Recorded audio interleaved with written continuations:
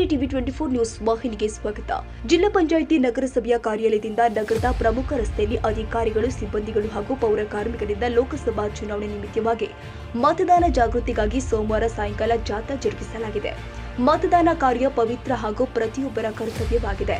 ಪ್ರಜಾಪ್ರಭುತ್ವದ ವ್ಯವಸ್ಥೆ ಭದ್ರಪಡಿಸಲು ಮತ ಚಲಾಯಿಸಿ, ಮತದಾನ ಮಾಡಿ, ಪ್ರಜಾಪ್ರಭುತ್ವ ರಕ್ಷಿಸಿ, ಸ್ವಯಂ ಪ್ರೇರಿತರಾಗಿ ಮತ ಚಲಾಯಿಸಿ.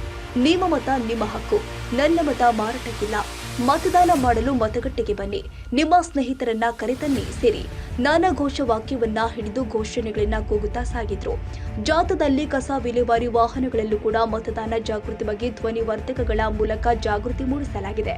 ಸಮುದಾಯ ಸಂಘಟನಾಧಿಕಾರಿ ಅಮರೇಶ್ ಮಾತನಾಡಿ, ಮೇ 7ರಂದು ನಡೆಯುವ ಸಾರ್ವತ್ರಿಕ ಚುನಾವಣೆಯಲ್ಲಿ ರಾಜಕೀಯ ಪಕ್ಷಗಳು ಜನರಿಗೆ ಆಮಿಷವೊಡ್ಡುವ ಭ್ರಷ್ಟಾಚಾರವನ್ನ ತಡೆಯಲು ರಾಜ್ಯ ಮಟ್ಟದ ಸ್ವೀಪ್ ಅಧಿಕಾರಿಗಳು ಮತದಾರರಿಗೆ ಜಾಗೃತಿ ಮೂಡಿಸಲಿ ಅಂತ ನಗರ, ಪಟ್ಟಣ, ಹಳ್ಳಿಗಳಲ್ಲೂ ಸಂಬಂಧಿಸಿದ ಇಲಾಖೆಗಳು ಹಾಗೂ ಸಂಘ ಸಂಸ್ಥೆಗಳ ಮೂಲಕವೂ ಜಾಗೃತಿ ಮೂಡಿಸುವಂತೆ ಆದೇಶಿಸಿರುತ್ತೆ.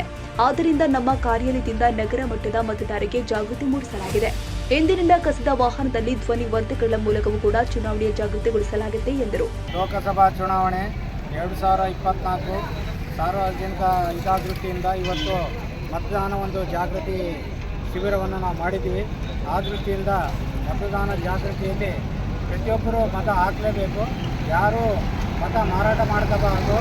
ನಮ್ಮ ಓಟು ನಮ್ಮ ಹಕ್ಕು ಅಂತಕ್ಕಂಥ ಒಂದು ಜಾಗೃತಿ ಮೂಡಿಸೋ ಮುಖಾಂತರ ಈ ಒಂದು ಶಿಕ್ಷಣ ಮತ್ತು ಜಾಗೃತಿ ಕುರಿತು ಈ ಒಂದು ಜಿಲ್ಲಾ ಪಂಚಾಯತ್ ಮತ್ತು ಜಿಲ್ಲಾಧಿಕಾರಿಗಳ ಒಂದು ಆದೇಶದ ಮೇರೆಗೆ ನಾವು ಇಂದು ಒಂದು ಜಾಗೃತಿ ಕಾರ್ಯಕ್ರಮ ಹಮ್ಮಿಕೊಂಡಿದ್ದೀವಿ. ಈ ಕಾರ್ಯಕ್ರಮದ ಅಡಿಯಲ್ಲಿ ಈ ಒಂದು ಕಾರ್ಯಕ್ರಮ ಹಮ್ಮಿಕೊಂಡಿದ್ದೀವಿ.